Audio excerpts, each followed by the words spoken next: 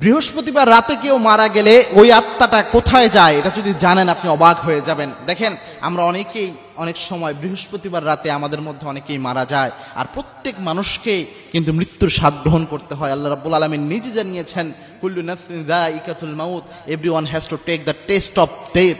প্রত্যেক প্রাণীকেই মৃত্যুর স্বাদ গ্রহণ করতে হবে। তবে বৃহস্পতিবারে মৃত্যুবরণ করা, বৃহস্পতিবার রাতে আর অন্যান্য দিন মৃত্যুবরণ করা, এই দুইটা সমান নয়। আল্লাহর হাবিব সাল্লাল্লাহু আলাইহি ওয়াসাল্লাম নিজে জানিয়েছেন, মুসনাদে আহমদের হাদিস, মুসনাদে আহমদের 6546 নম্বর হাদিস, যে ব্যক্তি জুমার দিন ইন্তেকাল করে, জুমার রাতে ইন্তেকাল করে, ওই ব্যক্তির কবরে আল্লাহ রাব্বুল আলামিন কোনো আযাব দেওয়ায় না।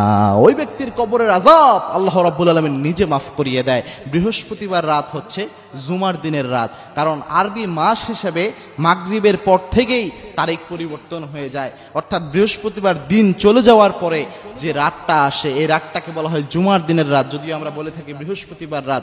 এই রাতে যদি কেউ ইন্তেকাল করে, তার কবরের কোনো আযাব হয় না, যেটা রাসূল সাল্লাল্লাহু আলাইহি ওয়াসাল্লামের হাদিস থেকে জানা যায়। তবে এক্ষেত্রে কয়েকটা কথা রয়েছে। এটা হচ্ছে যে কোনো ব্যক্তি নামাজই পড়লো না, কোনো ব্যক্তি রোজা করলো না, কোনো ব্যক্তি আল্লাহ রাব্বুল আলামিনকে রব হিসাবে জানতো না, কোনো ব্যক্তির জীবন এবং দর্শন রবুবিয়াতের উপর ছিল না, ইসলামের উপর ছিল না, ওই ব্যক্তি যদি এই জুমার রাতে মারা যায়, তাহলে তার ক্ষেত্রে কি হবে? এই ক্ষেত্রে দেখেন, হাদিসের মধ্যে কিন্তু শব্দ এসেছে মামুন মুসলিমিন ইয়ামুতু ইয়াউমাল জুমআ, অর্থাৎ কোনো মুসলমান যদি জুমার দিন মারা যায়, মুসলমান ওই ব্যক্তিকেই বলে, ওই ব্যক্তিকে মুসলিম বলে। মুসলিম মানে হচ্ছে আত্মসমর্পণকারী, যে ব্যক্তি আল্লাহ রাব্বুল আলামিনের ইচ্ছার সামনে নিজের সমস্ত শাহওয়াত, নিজের সমস্ত কামনা বাসনাকে আল্লাহ রাব্বুল আলামিনের সামনে সুপর্দ করেছে, যে ব্যক্তি স্যালেন্ডার করেছে আল্লাহর সামনে, অর্থাৎ তার পুরো জীবন যে আল্লাহ রাব্বুল আলামিনের পথে চালিয়েছে, তাকেই মুসলিম বলা হয়। কোনো মুসলিম যদি মারা যায়, যে আল্লাহর কাছে অরিজিনালি আত্মসমর্পণ করেছে, এই ব্যক্তি মারা গেলে সে এই ফজিলত পাবে। তবে তার আত্মাটা কোথায় যাবে, এই ব্যাপারে অনেক বর্ণনা রয়েছে।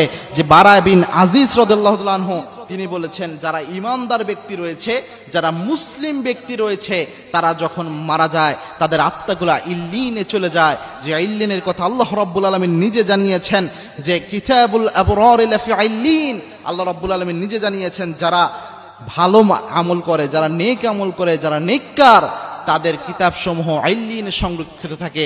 এবং এই ইল্লিনকে অনেকে বলেছেন যে ইল্লিন হচ্ছে একটা সুরক্ষিত স্থান, সুরক্ষিত কিতাবের নাম। যারা নিক্কারদের আমল নামা যেখানে থাকে, এরকম একটা জায়গা হচ্ছে ইল্লিন। আর পাপাচারীদের জন্য রয়েছে সেটা হচ্ছে সিজ্জিন।